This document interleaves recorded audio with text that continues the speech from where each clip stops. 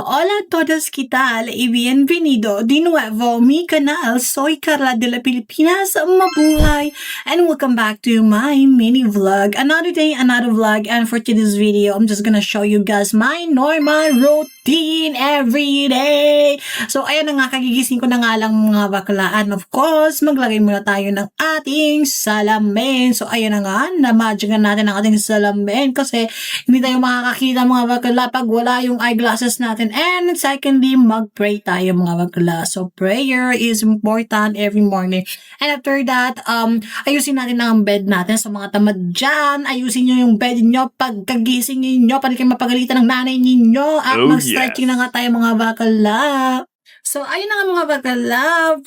Pangalawa ay magtututbrush tayo, of course. Kailangan natin yan para walang amoy ang ating bunganga, para mawala ang amoy kanal.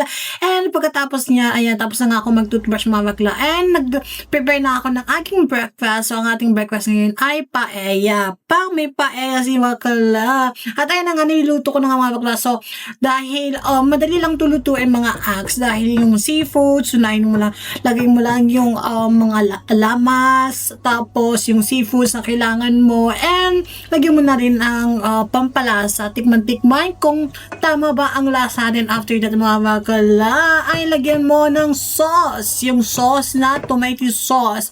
And tapos na nga yun mga bakla, at ayan na nga ang finish natin, at ayan na nga, kumain na nga tayo, dyan na kayo.